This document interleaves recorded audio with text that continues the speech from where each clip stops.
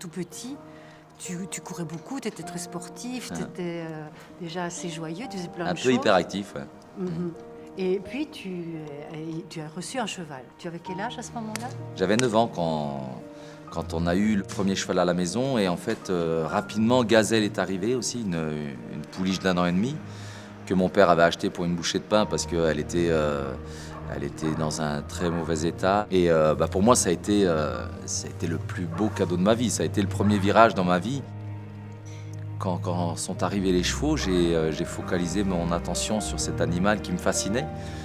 Et puis petit à petit, voilà, j'ai commencé à vouloir partager des moments avec cette petite gazelle comme je partageais des moments avec des moutons, parce que c'était des moutons qu'on avait avant les chevaux. Et ouais, j'ai toujours eu ce rapport à la nature, avec les animaux, tout ça qui m'attirait. Le gazelle, il me l'a offert dès le premier Noël. Alors ça, c'était pour moi rempli de choses importantes, parce que c'était un cadeau inestimable.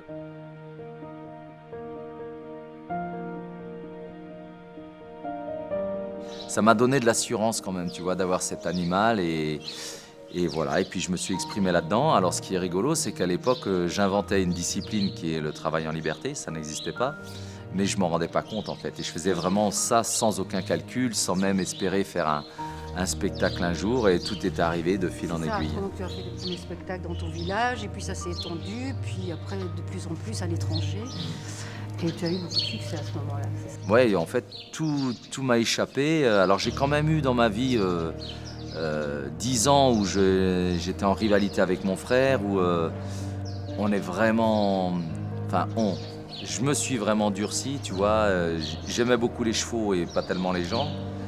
Dans le monde du spectacle équestre, comme dans tous les spectacles, j'imagine, quand tu arrives avec une création, avec une nouveauté, tu intéresses les salons du cheval. Et puis du coup, j'ai eu plein de contrats. J'ai quasiment fait toute l'Europe en 10 ans. Je faisais les plus gros salons, tout ça. Tranquillement, sûrement, j'ai pris la vraie grosse tête. Mais je m'en rends pas compte, parce que sur le moment, je suis jeune et je me cherche pas d'excuses. Mais en attendant, je m'en rends pas compte. Et je me mets en rivalité avec mon frangin qui commence lui aussi à vouloir faire la même chose que moi. Et je me dis que c'est trahison et tout ça. Donc voilà, que des choses que seul l'orgueil est capable de faire parfaitement. Tout dresseur en herbe qui était impressionné par ce que je faisais et qui voulait faire la même chose, je les détestais, tu vois. Je me disais, mais ça c'est mon truc et on n'y touche pas.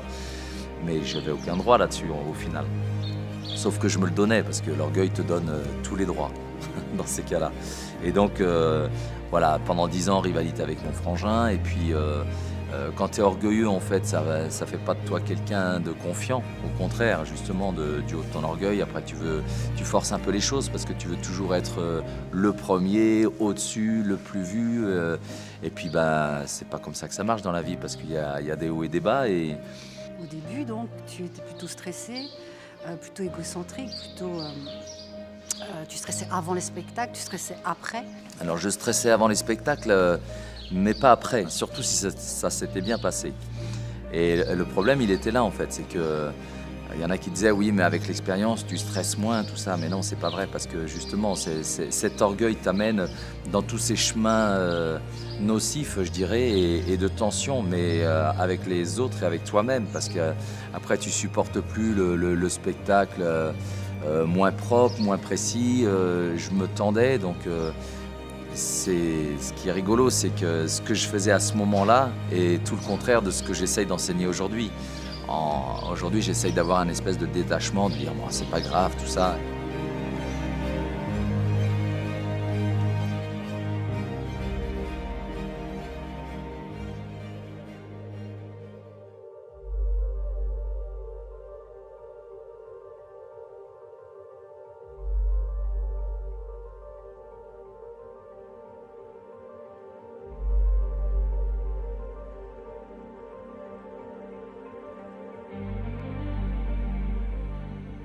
Vient le moment où tu vas basculer vers autre chose. C'est juste le virage de ma vie, ça. En 2000, on attendait un bug informatique, et en fait, c'est moi qui ai bugué, quoi. Et tout a été remis en question. Ça a été ça a été incroyable à vivre, mais j'ai été chamboulé de toutes parts en fait. Et j'avais cette gazelle donc, avec laquelle je faisais des spectacles, donc elle commençait à prendre de l'âge quand même, parce qu'après ces années-là, c'est ça, le petit cadeau de Noël avec lequel j'ai avancé, j'ai pu faire justement ce métier. Après j'avais rajouté sa fille, enfin voilà, j'avais plus de chevaux, mais elle avait... bon, c'était la prunelle de mes yeux, c'était ma compagnon de travail, c'était tout pour moi. Et puis un jour, elle tombe gravement malade. Et j'avais un copain qui était venu quelques jours à la maison, là, puis qui, depuis une petite année, me disait qu'il avait été converti à Dieu. Et alors moi, ça me faisait plus que sourire. En fait, je trouvais ça ridicule, parce que pour moi, les gens qui croyaient en Dieu à cette époque-là, c'était des gens qui en avaient besoin, parce qu'ils n'avaient pas d'assurance en eux, parce qu'ils avaient peur de mourir. Donc toutes ces choses-là, je me disais, bah oui, à la limite, on peut comprendre qu'ils aient besoin de croire en Dieu. Je dis, mais moi, je suis au-dessus de ça et je n'ai pas besoin de ça. Ma jument tombe vraiment malade, je fais venir le véto qui me dit que c'est un piomètre, qu'il y a 20 litres de pus qui étaient dans l'utérus de ma jument et que c'est déjà la moitié d'un miracle qu'elle s'en soit sortie, que le pus soit évacué, parce que ça aurait pu fissurer aussi, puis là, le cheval était mort. Donc je suis complètement désarmé, déstabilisé face à la situation. En plus, c'est une jument qui n'avait jamais été malade, donc voilà, j'étais pas habitué à l'histoire. Et puis là, je sens que je vais perdre cette gazelle si précieuse. Et le gars me dit, écoute, si tu veux, on peut prier pour elle. Puis alors moi, ça faisait 1 an que je me foutais de sa tête. Je me disais, mais il n'y a aucune crédibilité si j'accepte cette prière. Et en même temps, je me disais, mais on ne me demande pas de signer un pacte avec le diable, ça sentait pas le piège. Et je lui dis, écoute, j'y crois pas en tes trucs, mais pourquoi pas, quoi, tu vois. Et puis on va dans le pré, et puis il commence à prier, puis chose dans laquelle je m'attendais pas, en fait, il se met à prier à voix haute. Et puis il dit, voilà, Seigneur, tu vois le problème de Gazelle, et tu vois la tristesse de Jean-François, et je veux que tu mettes ta main au-dessus de ce problème et que tu le règles.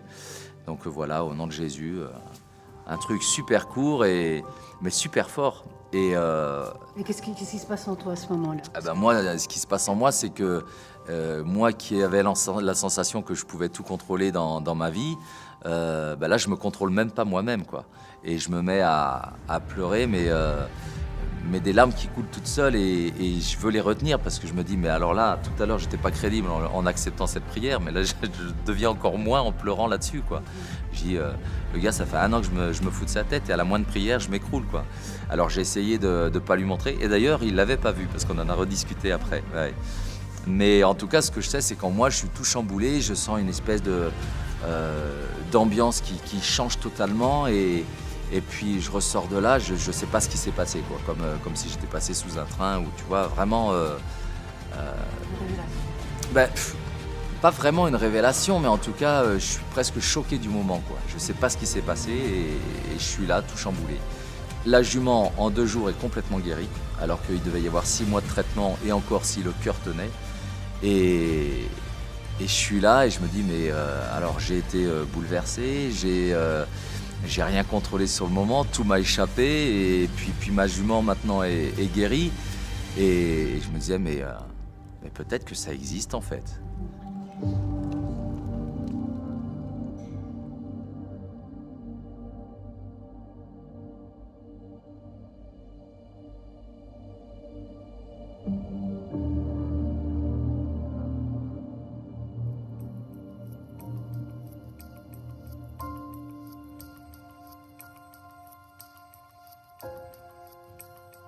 Le problème de l'être humain, c'est qu'il a tendance à toujours rajouter. Il ne peut pas faire simple. Enfin, en tout cas, il peut, mais ça lui est difficile. D'ailleurs, il y a des maximes qui existent qui disent pourquoi faire simple quand on peut faire compliqué. Ça, c'est typiquement humain, quoi. Et on n'a pas ça justement dans le monde du cheval. Si ce truc-là m'a changé autant que ça et m'a autant apporté, pour moi, ma vie est un rêve aujourd'hui. Et je me dis, mais il faut que je le fasse passer. Je ne peux pas garder ça pour moi. Si je dis aimer les gens, il faut que je fasse tout pour le faire passer. Et les gens, 1 an, 2 ans, 3 ans après, me disaient mais alors, on donne quoi si on ne donne pas son temps? Si tu es capable de faire un pas aujourd'hui, fais-le. tu as inventé un truc alors que tu savais pas faire. Tu as été guidé, laisse-toi guider. Alors je recevais des choses comme ça, je dis bon alors là dans ces cas-là, c'est plus pareil. Je pars et j'étais confiant. Le but du jeu, il est simple, hein, et il est très logique. Si tu veux te faire comprendre par un anglais, il faut que tu parles anglais. Normalement, dans la même logique, on devrait se dire, si tu veux te faire comprendre d'un cheval, il faut parler cheval. Alors, ce qui est rigolo, c'est que c'est logique pour l'anglais, et puis c'est pas logique pour le cheval, parce que la méthode traditionnelle, elle fait tout sauf parler cheval, quoi. On fait des claquements de langue, des choses comme ça, on rajoute des caresses, des carottes, Bon, c'est pas... Quand on prend du recul, on se dit « Ah non, mais les chevaux ne se parlent pas comme ça ». Et nous, on voit bien la différence. On use énormément notre voix pour se comprendre. Et encore faut-il que ça soit le même langage. Et les chevaux dans cette écurie, là, il y a 100 chevaux qui sont ici. On les entend courir, mais on n'entend pas hennir. Et pourtant, ils se disent des choses. Et en fait, c'est un langage corporel. Un langage d'intention, d'intuition, de choses qui nous échappent presque. C'est un monde de subtilité.